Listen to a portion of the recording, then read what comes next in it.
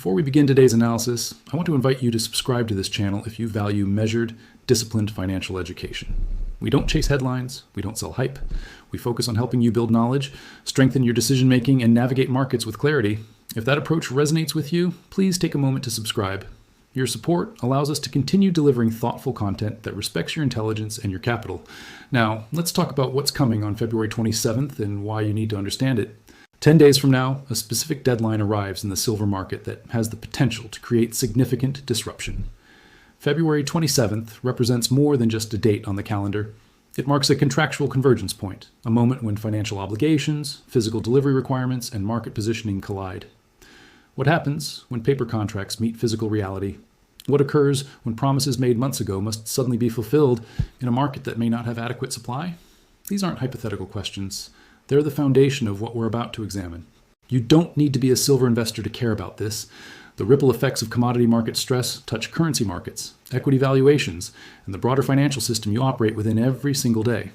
So let's remove the confusion. Let's cut through the noise. And let's understand exactly what this deadline means, why it matters, and how you should think about positioning yourself, whether you currently hold silver or you're simply trying to understand the landscape. The silver market operates on a dual structure that most investors never truly understand. On one side, you have the paper market, futures contracts, options, exchange-traded instruments that represent claims on silver without necessarily requiring physical possession. On the other side, you have the physical market, actual metal that must be mined, refined, stored, transported, and delivered. These two markets usually coexist peacefully, but occasionally they converge in ways that create extraordinary tension. February 27th marks the first notice day for March silver futures contracts. This is the date when holders of these contracts can begin demanding physical delivery of the metal they've purchased on paper. Why does this matter? Because the volume of paper claims on silver has grown significantly larger than the available physical supply in deliverable form. When contract holders decide they want actual metal, not just financial exposure, the system faces a test. Think of it this way. Imagine a bank that issues far more deposit receipts than it has cash in the vault. As long as everyone's content holding paper receipts, the system functions. But the moment a significant percentage of depositors want their actual cash, the fragility becomes visible. The silver market has been operating in a similar state for years, but specific deadlines like February 27th are when the tension between paper and physical reaches peak intensity. This isn't speculation. This is simply understanding how commodity futures markets are designed and recognizing when structural pressure points arrive. To understand why this particular deadline carries extra weight, we need to zoom out and examine the current environment. Silver doesn't exist in isolation. It's influenced by multiple macroeconomic forces that are all converging simultaneously. First, consider monetary policy. Central banks globally have been navigating an extraordinarily complex period. Interest rate cycles, balance sheet adjustments, and currency interventions have all affected how investors view hard assets versus financial assets. When confidence in currency stability wavers, even subtly, commodities like silver become more attractive as stores of value. Second, examine industrial demand. Silver is not just a monetary metal. It's a critical component in solar panels, electronics, medical equipment, and emerging technologies. As industrial consumption rises, the physical market tightens. Supply deficits have been reported in the silver market for multiple consecutive years. That means more silver is being consumed than is being newly mined. Eventually, that math creates consequences. Third, look at investor positioning. Recent months have seen increased interest in physical precious metals from both retail investors and institutional players. This isn't random speculation. It's a response to legitimate concerns about currency devaluation, geopolitical instability, and financial system fragility. When you combine tight physical supply, rising industrial demand, and increasing investment interest, you create the conditions for market stress. February 27th becomes the flashpoint where these forces converge. History doesn't repeat, but it often rhymes, and the silver market has experienced similar moments of acute stress before. Let's look at 1980.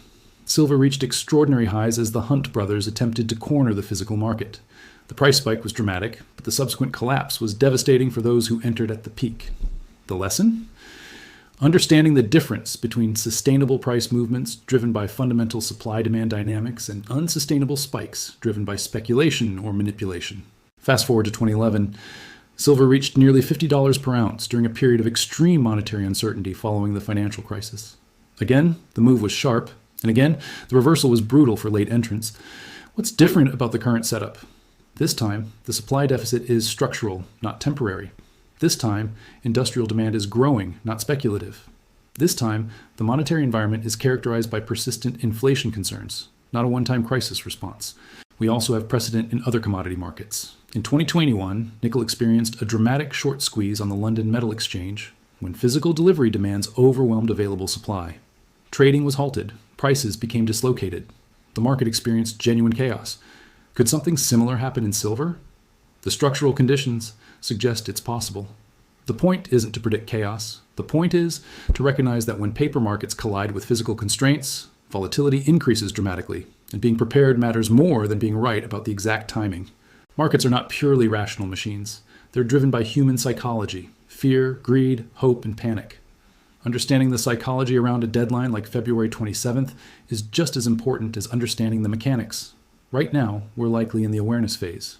A growing number of market participants recognize the potential for disruption, but the mainstream hasn't fully absorbed the implications. If nothing dramatic occurs on February 27th, the market may relax, tension may dissipate, and the deadline passes without incident. But if delivery demands exceed available supply, if we see delays, premium surge, or contract defaults, we could rapidly shift into the panic phase. This is where emotional discipline becomes your most valuable asset. When prices spike, greed tells you to buy at any price. When prices crash, fear tells you to sell at any cost. Both impulses are usually wrong.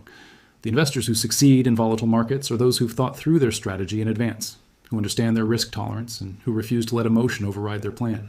Ask yourself now, what would you do if silver prices jumped 20% in a single day? What would you do if they dropped by the same amount?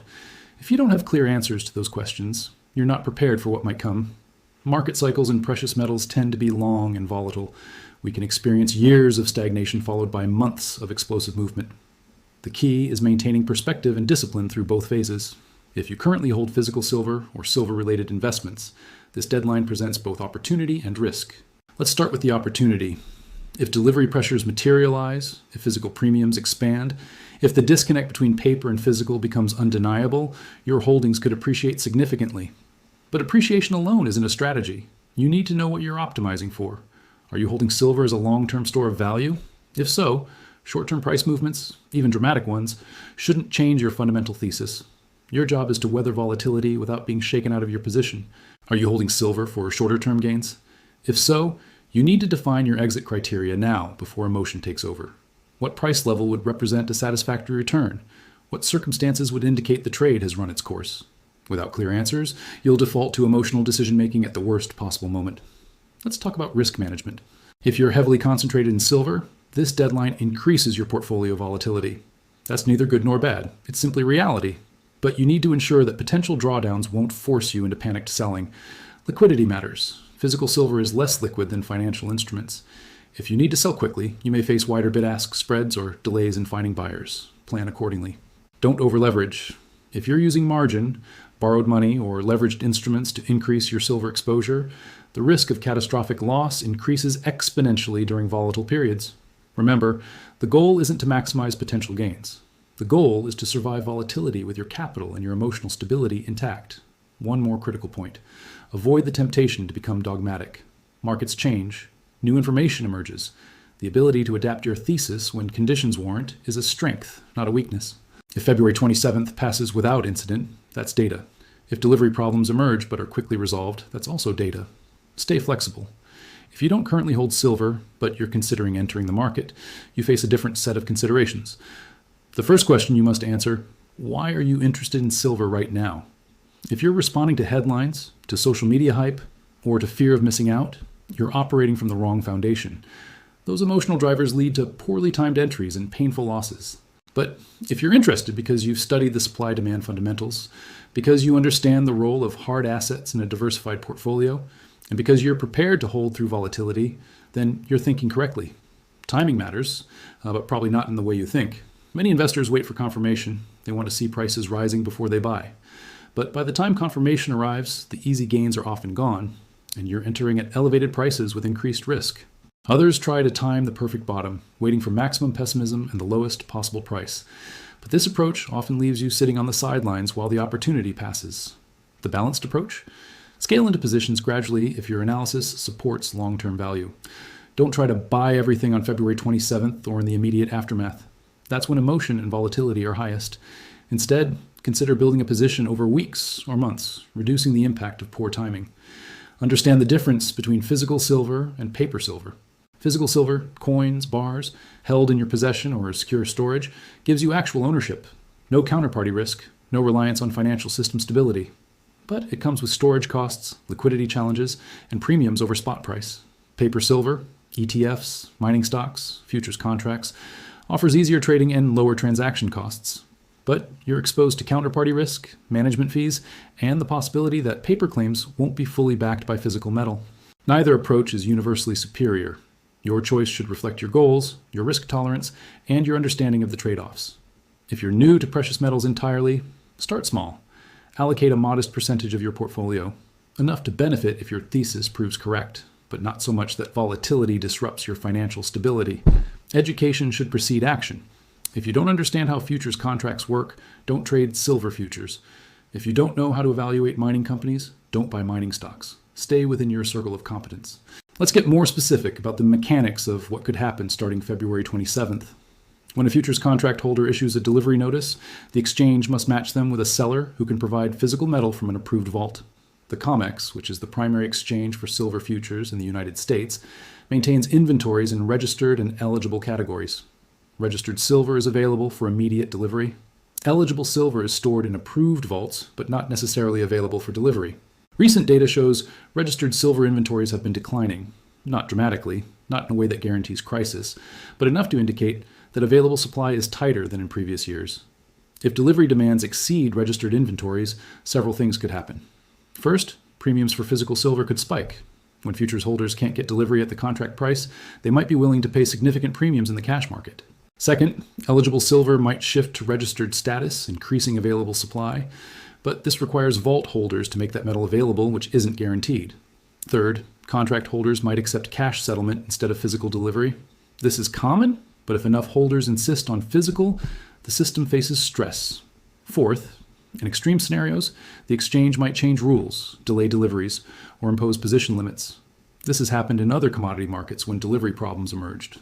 None of these outcomes is certain, but all are possible. And understanding the mechanics helps you interpret whatever actually unfolds. From a technical analysis perspective, silver has been trading in a range for an extended period. Breakouts from consolidation phases often lead to significant moves in either direction. Key resistance levels and support levels matter, but in the context of a potential delivery squeeze, technical analysis becomes less reliable. Fundamental supply-demand dynamics override chart patterns when physical shortages emerge. We cannot examine the silver market in isolation from the broader geopolitical and monetary environment. Global debt levels remain historically elevated. Deficit spending continues across major economies. Central banks face the impossible task of managing inflation without triggering recession. In this environment, hard assets serve as insurance against monetary instability. Silver, specifically, benefits from multiple drivers. It's a monetary metal with thousands of years of history as money. It's an industrial metal essential for green energy transitions. And it's significantly more affordable than gold, making it accessible to a broader range of investors. Geopolitical tensions add another layer of complexity. Supply chains remain vulnerable to disruption. Energy prices remain volatile. Trade relationships face ongoing uncertainty. When investors lose confidence in the stability of the financial system, even marginally, they shift capital toward tangible assets. This isn't panic, it's prudent diversification. The trend toward de-dollarization, while gradual, continues. Central banks globally are diversifying reserves. This creates incremental demand for precious metals. You don't need to believe in apocalyptic scenarios to recognize that uncertainty creates value for insurance assets. And silver, priced far below its historical ratio to gold, represents a compelling insurance vehicle. The February 27th deadline occurs within this broader context. It's not creating the underlying pressures, it's simply revealing them. Now let's address the behavioral traps that destroy capital during volatile periods. The biggest killer of portfolio returns isn't market volatility. It's emotional decision-making in response to that volatility. When prices spike, euphoria convinces you that gains will continue forever. When prices crash, panic convinces you that losses will accelerate indefinitely. Both narratives are false. Markets oscillate, trends reverse. Emotional reactions at extremes are almost always wrong. Commit now to making decisions based on your predetermined strategy, not on how you feel in the moment. Leverage amplifies both gains and losses. In volatile markets, even a correct thesis can be destroyed by excessive leverage if short-term price movements trigger margin calls. If you cannot sleep at night because you're worried about your positions, you're over-leveraged, period. Reduce size, eliminate margin, preserve capital. These aren't exciting strategies, but they're what keeps you in the game long enough to benefit when your thesis proves correct. Buying assets simply because they've already risen sharply is a recipe for buying tops. The best gains typically come from entering positions before the crowd recognizes the opportunity. If you're only interested in silver because it's suddenly all over social media, you're late. That doesn't mean the opportunity is gone, but it means you need to be far more cautious about entry timing and position sizing. In normal markets, liquidity is abundant. In stressed markets, liquidity disappears precisely when you need it most. Ensure you have access to cash. Maintain positions you can exit if necessary. Avoid illiquid instruments unless you're certain you can hold through any volatility. Hope is not a strategy. Wishful thinking doesn't protect capital. Every position you take should have a clear risk parameter. Know your maximum acceptable loss. Know under what conditions you'd exit. Know how the position fits within your broader portfolio. Risk management feels boring compared to the excitement of potential gains. But it's what separates investors who survive and compound wealth from those who experience dramatic wins followed by devastating losses. Markets don't care about your opinions. They don't reward stubbornness. If your thesis is proven wrong, acknowledge it and adjust. Holding losing positions because you refuse to admit error is ego, not investing. Flexibility and intellectual humility are assets. Protect them as carefully as you protect your capital. Every day brings new headlines, new opinions, new reasons to panic or celebrate. Most of this noise is irrelevant to your long-term financial outcomes. Train yourself to filter information. Focus on data that actually matters. Ignore the rest. The ability to remain calm while others panic gives you an enormous advantage, but it requires discipline and practice. Effective strategy doesn't rely on predicting a single outcome. It prepares for multiple possibilities. Delivery demands are met. Markets remain orderly. The deadline proves anticlimactic. What should you do? If you're a holder, maintain your position if your long-term thesis remains intact. Short-term non-events don't invalidate underlying fundamentals. If you are waiting to enter, recognize that the absence of immediate crisis doesn't mean the opportunity is gone. Structural supply deficits don't resolve overnight. Don't let relief morph into complacency. Stay informed and prepared. Delivery issues emerge but are manageable. Prices become volatile. Physical premiums increase but don't explode. What should you do? If you're a holder, resist the urge to trade the volatility unless you have exceptional skill in short-term timing. More likely, you'll reduce your position at temporary lows and buy back at temporary highs. If you're considering entry, volatility creates opportunity to accumulate positions at better prices, but only if you're not caught up in the emotion of rapid price swings. Use limit orders. Scale into positions. Avoid market orders during chaotic trading. Delivery failures cascade. Prices gap higher or become disorderly. Exchanges potentially halt trading or modify contracts. What should you do? If you're a holder, this is when emotional discipline is tested most severely. Resist both the urge to panic sell and the temptation to dramatically increase exposure at what might be temporary extremes. If you're not positioned, recognize that entering during crisis conditions is extraordinarily difficult. Premiums explode, availability disappears, execution becomes challenging. This is why advanced preparation matters. You cannot wait for crisis to begin thinking through your response. In all scenarios, your foundation should be clarity about your goals, appropriate position sizing, emotional discipline, and commitment to your predetermined strategy. Silver, regardless of what happens on February 27th, should be understood within the context of your complete financial picture. No single asset, no matter how compelling its thesis, should dominate your portfolio. Diversification isn't about spreading capital randomly. It's about holding assets with different risk characteristics, different response patterns to economic conditions, and different roles in your overall strategy. Precious metals serve as portfolio insurance. They tend to perform well when confidence in financial systems declines. But they don't generate cash flow. They don't compound through business growth. They simply preserve purchasing power and provide optionality during crises. How much of your portfolio should be in silver specifically? That depends on your age, your risk tolerance, your income stability, your investment timeline, and your conviction level. For most investors, precious metals collectively might represent 5 to 15% of total investable assets. Within that allocation, silver might be a portion, balanced against gold and possibly other hard assets. If you're younger, with stable income and decades until retirement, you can afford higher volatility in exchange for higher potential returns. If you're older and relying on portfolio income, preservation of capital takes priority over aggressive growth. The key principle: never allocate so much to any single thesis that being wrong creates financial devastation. Silver might appreciate dramatically. It might languish for years. Your portfolio should be structured to survive and grow regardless of which outcome occurs. In the coming days, You will be bombarded with opinions, predictions, and narratives about silver and the February 27th deadline. Some will be informed and useful. Many will be sensationalized and misleading. How do you filter signal from noise? First, consider the source. Who benefits from promoting a particular narrative? Are they selling products, generating clicks, or building credibility through accurate analysis? Second, demand evidence.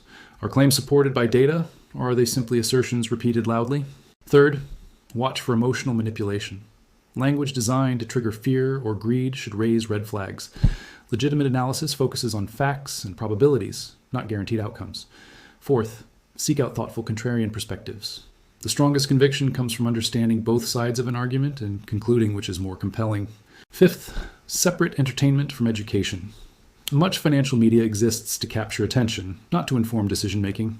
Be honest about which you're consuming.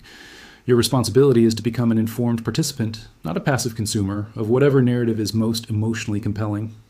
This requires effort. It requires skepticism.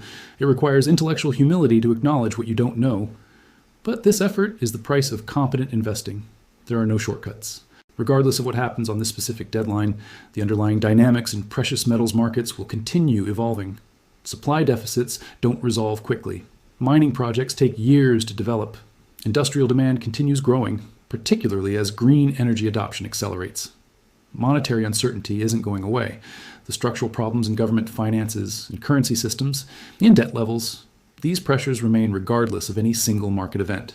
What February 27th represents is a moment of potential revelation, a point where hidden stresses might become visible.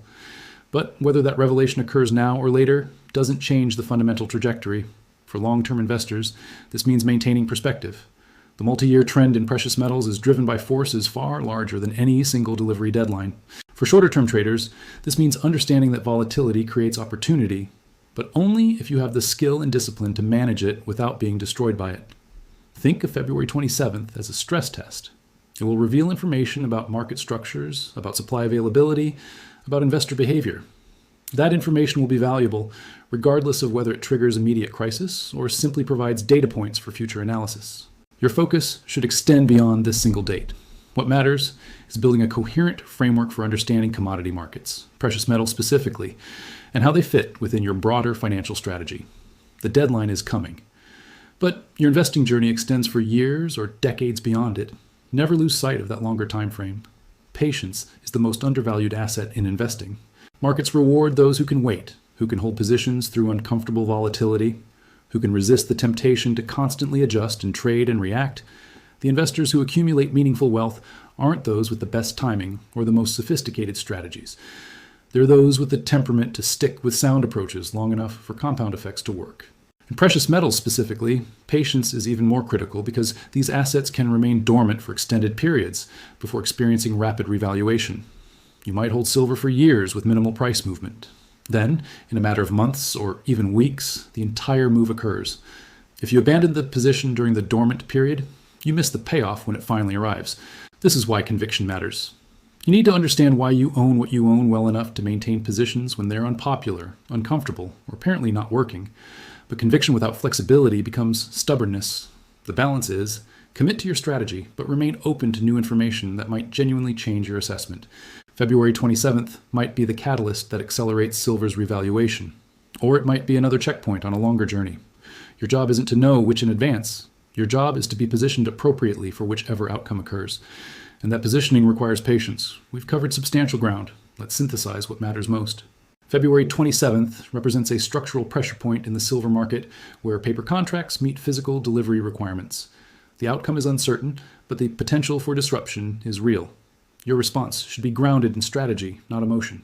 Know what you own and why, know your risk tolerance, know your exit criteria, and commit to maintaining discipline regardless of market volatility. For existing holders, stay calm. Trust your thesis if it remains sound. Avoid reactive decisions driven by fear or greed.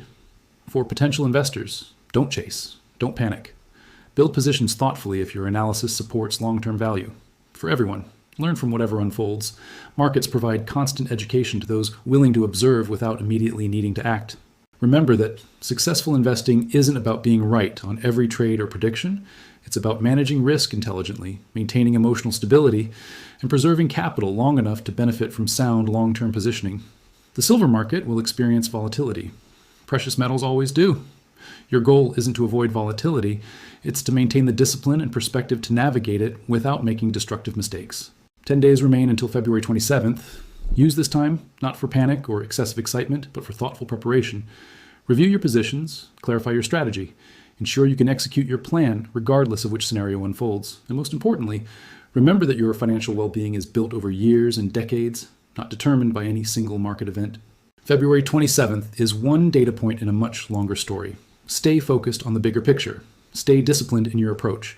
And trust that preparation, not prediction, is what ultimately determines success. The deadline is approaching, but your journey continues far beyond it. Thank you for your attention and your commitment to disciplined investing. I'll see you in the next analysis. Visual, red subscribe button reminder.